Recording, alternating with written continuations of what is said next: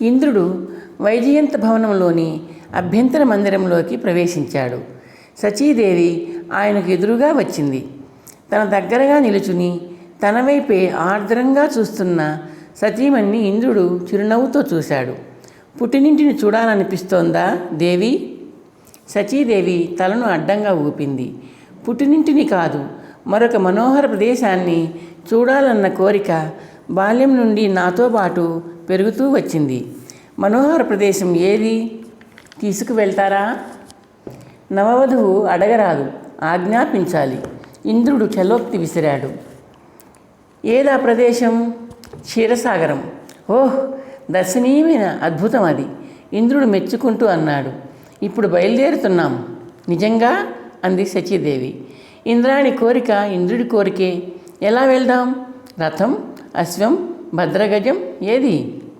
ఐరావతం మీద ప్రయాణం నాకు చాలా ఇష్టం, సచీదేవి చిరునవ్వుతో అంది.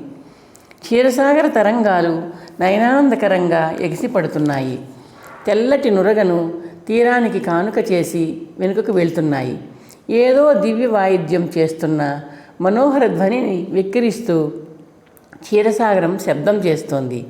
తరంగాల మీద నుంచి వీస్తున్న గాలి శరీరాన్ని పులకింపచేసే దివ్య క్షీర పరిమళాన్ని తనతో రంగరించుకుని వస్తోంది.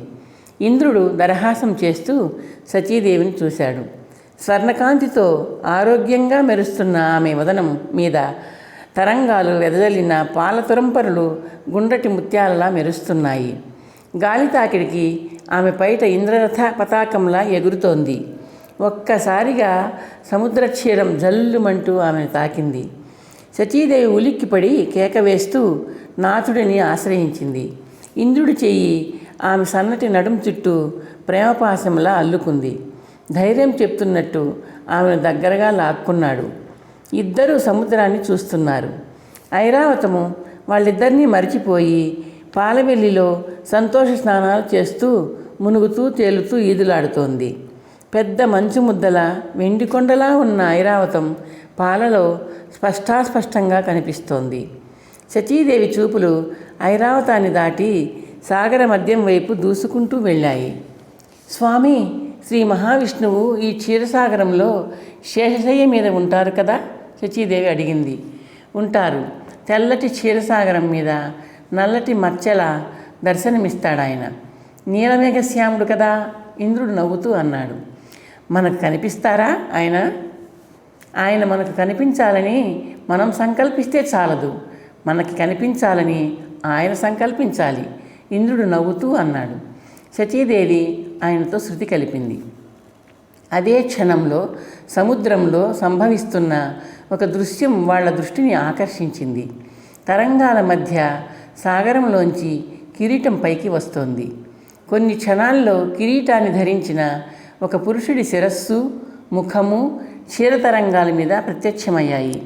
సచీ ఇంద్రుడు చూస్తూ ఉండగానే ఒక దివ్యపురుషుడు పూర్తిగా పైకి వచ్చి సాగరం క్షీరం మీద నిల్చున్నాడు. స్వామి, సచీదేవి కంఠంలో ఆశ్చర్యం పలికింది. ఇంద్రుడు ఆమెను చుట్టిన చేతిని తీసివేసి మౌనంగా ఆ దివ్యపురుషుడినే చూస్తూ ఉండిపోయాడు. దివ్యపురుషుడు క్షీరాబ్ది తరంగాల మీద అడుగులు వేస్తూ ఇంద్రదంపతుల వైపు వస్తున్నాడు. దివ్యపురుషుడు ఇంద్రదంపతుల ముందు నిల్చున్నాడు. ఆ దంపతుల చూపులు ఆయన మీద కేంద్రీకరించి ఉండిపోయాయి. అనర్ఘరత్నాలతో దగదగలాడుతున్న అమూల్యమైన ఆభరణాలు ఆ దివ్యపురుషుడి శరీరాన్ని అలంకరించి ఉన్నాయి. స్వర్ణాంబరాలు తలతల మెరుస్తున్నాయి. దేవేంద్ర, నేను సముద్రుణ్ణి అన్నాడు దివ్యపురుషుడు తనను తాను పరిచయం చేసుకుంటూ. ఇంద్రుడు భక్తిప్రపత్తలతో చేతులు జోడించాడు. సాగర సార్వభౌములకు సవినీయ నమస్కారాలు. సుఖీభవ, సముద్రుడు దీవించాడు. ఆర్య, మహేంద్రుల ధర్మపత్నిని శచిని నమస్కరిస్తున్నాను. సచీదేవి నమస్కరించింది. ఇంద్రాణి కలకాలం వర్ధిల్లు తల్లి, సముద్రుడు ఆశీర్వదిస్తూ అన్నాడు. ఆయన చూపులు ఇంద్రుడి వైపు మళ్ళాయి. బ్రహ్మ ఆజ్ఞను పాలించే కోరికతో నీ రాక కోసం ఎదురు చూస్తున్నాను. ఆర్య, నా రాక కోసమా? ఇంద్రుడు ఆశ్చర్యంగా అడిగాడు. అవును, నా గర్భంలో, అంటే ఈ క్షీరసాగర గర్భంలో కొన్ని అమూల్య సంపదలున్నాయి. అవి స్వర్గ సామ్రాజ్యంలో ఉండాలని కశ్యపాత్మజుడు దేవరాజుగా పట్టాభిషిక్తుడైన అనంతరం అప్పగించమని విధాత విధించారు. నువ్వు నా తీరానికి ఆగమిస్తావని కూడా ఆయనే నాకు చెప్పారు. ఆర్య, అమూల్య సంపదలా? ఇంద్రుడు ఆశ్చర్యంగా అన్నాడు. అవును, అడిగినవన్నీ అందించే అద్భుత కల్పవృక్షం. సముద్రుడు వివరిస్తూ అన్నాడు. ఆశ్రయించిన వాళ్ళు ఆశలు తీర్చడంలో మేటి ఆ కల్పతరువు ఇదిగో చూడు అంటూ సముద్రుడు చేతిని సముద్రం వైపు చాచాడు. దీపకళికల్లా వెలుతుర్లు చిమ్ముతున్న మొగ్గలతో పువ్వులతో కళకళలాడుతున్న వృక్షం క్షీరంలోంచి పైకి ఆవిర్భవించింది. సముద్రుడు కల్పవృక్ష శాఖను పట్టుకొని ఇంద్రుడి వైపు చూశాడు. ఇది కల్పవృక్షం, స్వర్గంలో ఉంచుకొనడానికి నీకు బహూకరిస్తున్నాను అన్నాడు, కల్పవృక్షాన్ని అందుకోమన్నట్టు చూస్తూ. ఇంద్రుడు వినయంగా కల్పవృక్షానికి నమస్కరించి 2 చేతులతో పట్టుకున్నాడు. ఐరావతం దగ్గరగా వచ్చి తొండంతో కల్పవృక్షాన్ని సున్నితంగా పట్టుకుని అందుకుంది. ఇంద్ర, ఇది ప్రధాన కల్పకం. మరొక 4 కల్పతరువులు కూడా ఉన్నాయి. మందారం, పారిజాతం, సంతానం, హరిచందనం అనేవే అవి. ఈ 4 కల్పతరువు తోబుట్టువులనుకో. కల్పకంతో పాటు ఈ 4 తరువులను నందనవనంలో ప్రతిష్ఠించు. ఈ పంచకల్పకాల ప్రభావంతో స్వర్గ సామ్రాజ్యం సుసంపన్నము సుభిక్షము అవుతుంది అంటూ సముద్రుడు చేతిని చాచాడు. క్షీరసాగర తరంగాల మధ్య నుంచి ఒకదాని తరువాత ఒకటిగా మందార, పారిజాత, సంతాన, హరిచందన తరువులు ఆవిర్భవించాయి. సముద్రుడి హస్తాల నుండి ఇంద్రుడు 4 కల్పతరువులను స్వీకరించాడు, ఐరావతానికి అందించాడు. సముద్ర సార్వభౌమ, మీది మహత్తరమైన దాతృత్వ గుణం. అద్వితీయము అఖండము అయిన కల్పతరువ సంపదను బహూకరించారు. స్వర్గరాజ్యంలోని సురపరివారం మీ అద్భుత సహాయాన్ని శాశ్వతంగా గుర్తుంచుకుంటుంది. శతకోటి ధన్యవాదాలు. ఈ కల్పతరు సంపదతో నాకు అవసరం లేదు. నా వద్ద అఖండమైన సంపద ఉంది. నేను రత్నగర్భుడిని, సముద్రుడు నవ్వుతూ అన్నాడు. స్వర్గ సామ్రాజ్యానికి కల్పకాలు అక్కరకొస్తాయి, సముద్రుడు చిరునవ్వుతో అన్నాడు. ఇంద్రుడు, శచి ఆయన వైపు ధన్యవాద భావనతో చూశారు. మరొక అద్భుత వస్తువు కూడా నా వద్ద ఉంది. అది స్వర్గ సంపదలతో చేరాల్సిన లక్షణాలు మహిమలు కలిగిందే. సముద్రుడు ఇంద్రుడినే చూస్తూ అన్నాడు. బ్రహ్మ ఆదేశము అంటూ సముద్రుడు కెరటాల వైపు వంగి 2 చేతులను క్షీరసాగరంలోకి దింపాడు. క్షణంలో ఆయన నిటారుగా నిల్చున్నాడు. ఆయన దోసిలిలో పెద్ద మణి దగదగలాడుతూ కాంతి కిరణాలను అన్ని వైపులకు వెదజల్లుతోంది. శచీదేవేంద్రుల కళ్ళు చెదురుతున్నాయి. మహేంద్ర, ఇది మహత్తరమైన మణి. పేరు చింతామణి. కోరికలు తీర్చడంలో ఈ చింతామణి కల్పవృక్షానికి తీసిపోదు. సంపదను ఇస్తుంది, ఆభరణాలను ఇస్తుంది, వస్త్రాలను ఇస్తుంది, అడిగితే ఆహారాన్ని కూడా అందిస్తుంది. జలాన్ని శుభ్రపరిచే అద్భుత శక్తి ఈ చింతామణి ప్రత్యేకత. సముద్రుడు చింతామణి ప్రభావాన్ని వర్ణించాడు. పరమాద్భుతం, ఇంద్రుడు ఉత్సాహంగా అన్నాడు. స్వీకరించు, సముద్రుడు దోసిలిని ముందుకు చాచుతూ అన్నాడు. ఇంద్రుడు భక్తి ప్రపత్తులతో సంతోషంతో చింతామణిని 2 చేతులతో అందుకొని కళ్ళకి అద్దుకున్నాడు. చిరునవ్వుతో శచీదేవి వైపు చూస్తూ చింతామణిని ఆమెకు అందించాడు. శచీదేవి చెరగు పట్టుకున్న చేతులతో వినయంగా చింతామణిని అందుకుంది. చింతామణి ప్రకాశం ఆమె ముఖానికి కొత్త అందాలను పులుముతోంది.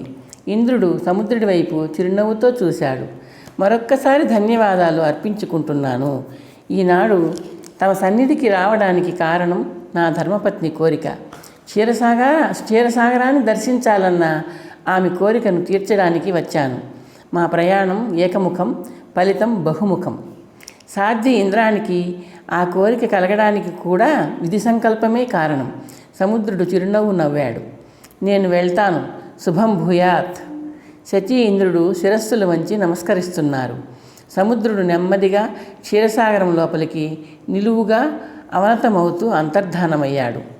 ఆ విధంగా ఉచ్చైశ్రవము, ఐరావతము, కామధేనువు, కల్పవృక్ష సంపకము, చింతామణి స్వర్గ సామ్రాజ్యానికి చేరాయి. దాంతో స్వర్గ సామ్రాజ్యం సుసంపన్నమైంది. నిర్వికల్పానంద వివరించారు. గురువుగారు, ఉచ్ఛైశ్రవము, ఐరావతము, కామధేనువు, కల్పవృక్షాలు, చింతామణి ఇవన్నీ క్షీరసాగరాన్ని అమృతం కోసం చిలికినప్పుడు ఆవిర్భవించాయని చెప్తారు. ఇప్పుడు మీరు చెప్పిన కథనంలోని క్షీరసాగరం మథన ప్రస్తావన లేదు. స్వర్గ సంపదలైన పైవన్నీ ఎప్పుడు లభించినట్టు విమలానందుడు ప్రశ్నించాడు. నిర్వికల్పానంద చిన్నగా నవ్వాడు. అశ్వము, ఐరావతము, కల్పవృక్షము, కామధేనువులు, చింతామణి మాత్రమే కాదు, అప్సరసలలో చాలామంది క్షీరసాగర మథన సమయంలో అమృతంతో పాటు ఆవిర్భవించారు. నిజమే, ఆ పురాణ వచనాన్ని కాదనడానికి వీలు లేదు. అయితే సముద్ర మథనం ఎందుకు జరిగింది? స్వర్గ సంపదలు, అప్సరసలు సముద్రంలో మునిగిపోయినందుకు. అది ఎందుకు జరిగింది? దుర్వాస మహర్షి శాపం. ఆయన శాప ప్రభావంతో అప్సరసలతో పాటు స్వర్గ సంపదలు ఒక్కటేమిటి, సకల ఐశ్వర్యాలు సాగర గర్భంలో మునిగిపోయాయి. అవును, ఆ గాథ మాకు తెలుసు, చిదానందుడు అన్నాడు కదా. దుర్వాస మహర్షి శపించిన అనంతరం సముద్రం పాలైపోవాలంటే శాపానికి ముందు అవన్నీ స్వర్గంలో స్వర్గ సంపదలుగా ఉన్నట్టే కదా. నిర్వికల్పానంద చిరునవ్వు నవ్వాడు. తార్కికంగా అంతే గురువుగారు, శివానందుడు అన్నాడు. క్షీరసాగర మథన సమయానికి ముందే ఉన్నప్పుడు, ముందే అంటే స్వర్గరాజ్య స్థాపన అనంతరం కొద్ది కాలానికి అవన్నీ దేవేంద్రుడి వశమే ఉండాలి. ఈ విధంగా హేతుబద్ధంగా, తర్కబద్ధంగా సమన్వయం సాధించుకుంటే గాని మన పురాణాలు అర్థం కావు. అంటే మన పురాణ వచనాలను సరిగ్గా అర్థం చేసుకోవడానికి తార్కికమైన, హేతుబద్ధమైన ఆలోచనా సరళి అవసరం. ఉదాహరణకి, ఒక వ్యక్తి స్వర్గస్థుడయ్యాడనుకుందాం. వర్తమాన కాలంలో స్వర్గస్థుడైతే గత కాలంలో అతను జన్మించి ఉండాలి కదా. స్వర్గ సంపదల విషయము అంతే. పాలకడల్ని చిలుకక ముందే ఉన్నాయి. దుర్వాసుడి శాపం వల్ల సాగరంలో మునిగిపోయాయి. మథనం జరిగినప్పుడు మళ్ళీ ఆవిర్భవించి స్వర్గం చేరుకున్నాయి. అంతే. నిర్వికల్పానంద అన్నాడు. మీ సందేహం సంతృప్తికరంగా తీరిందా?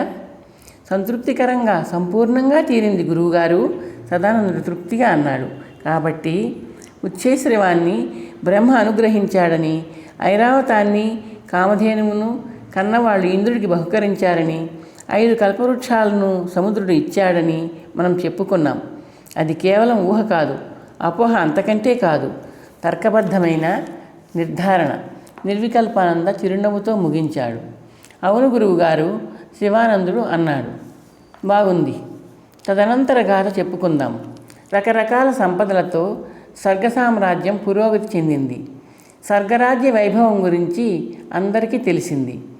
ఇంద్ర సహోదరులైన దేవతలు, గంధర్వ విద్యాధరులు, కిన్నెర కింపురుషులు, ఇతర ఉపదేవతలు తగిన పత్నులను స్వీకరించారు. అలాగే అధోలోకాలలో ఉన్న దైత్యదానవ కాలకేయ సింహికేయాది అసురగణం కూడా పురోగతి సాధించింది. అయితే తమ జ్ఞాతులైన దేవతల ఐశ్వర్యాలు, వాళ్ళ సుఖ సంతోషాలు రాక్షసులలో ఈర్ష్యాద్వేషాలను రగిల్చాయి. ఈర్ష్యాద్వేషాలతో, పగతో ముందుగా స్పందించిన అసురుడు నముచి. నముచి ఎవరో మీకు గుర్తున్నాడా? నిర్వికల్పానంద అడిగాడు. కశ్యపపత్ని ధనూదేవి కుమారుడు. సదానందుడు వెంటనే ఉత్సాహంగా అన్నాడు. అవును, విప్రచిత్తకి, శంబరుడికి తరువాతివాడు. దండయాత్ర చేసి ఇంద్రుడిని, అతని దేవ పరివారాన్ని తరిమికొట్టి, వీలైతే సంహరించి స్వర్గరాజ్యాన్ని స్వాధీనం చేసుకుని సుఖించాలని నిశ్చయించుకున్నాడు నముచి. అసురగణాన్ని తీసుకుని స్వర్గం వైపు బయలుదేరాడు.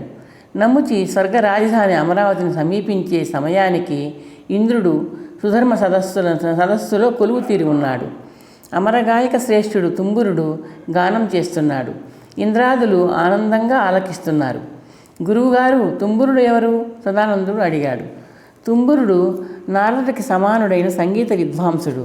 ఆయన దేవగంధర్వ వర్గానికి చెందినవాడు. కశ్యప ప్రజాపతికి ఆయన ధర్మపత్ని ప్రాధ ద్వారా జన్మించినవాడు. బాహు, హాహా, హూహు అనే వాళ్ళు తుంబురుడి సోదరులు. ఈ నలుగురు మధుర మనోహరమైన సరస సంభాషణా చతురులుగా సుప్రసిద్ధులు. తుంబురుడు గాన విద్యా విశారదుడు, స్వర్గరాజ్య ఆస్థాన గాయకుడు. నిర్వికల్పానంద వివరించాడు. ఇంద్రసభ తుంబురుడి గాన శ్రవణంలో మునిగి ఉన్న సమయంలో నముచి తన అసుర సైన్యంతో అమరావతిని ముట్టడించాడు. దేవచారులు 2 ఇంద్రసభలోకి వేగంగా వచ్చారు. ప్రభు, ప్రభు, ఒక చారుడు ఆందోళనగా అరిచాడు. ఇంద్రుడు చెయ్యెత్తి తుంబురుడిని వారించాడు. గానం ఆగింది. ఏమిటి సువేగా? ఇంద్రుడు చారుణ్ణి ప్రశ్నించాడు. మన దాయాది నముచి సైన్యంతో వచ్చాడు. అమరావతిని చుట్టుముట్టుతున్నారు. దైత్యులు దానవులు చారుడు విన్నవించాడు. మనల్ని యుద్ధానికి రమ్మని బొబ్బలు పెడుతున్నారు ప్రభు. రెండవ చారుడు సునేత్రుడు అన్నాడు. నముచి మన కనిష్ట మాతపుత్రుడు, మన సోదరుడు. అతనితో యుద్ధమా? ఇంద్రుడు సాలోచనగా సందేహిస్తూ అన్నాడు. తప్పదు ప్రభు, మనం ఎదుర్కొనకపోతే నముచి అమరావతిని ఆక్రమించుకొని మనల్ని తరిమి కొడతాడు, సువేగుడు అన్నాడు. సైన్యాన్ని సన్నద్ధం చేయండి. ఇంద్రుడు సింహాసనం మీద నుంచి లేచాడు.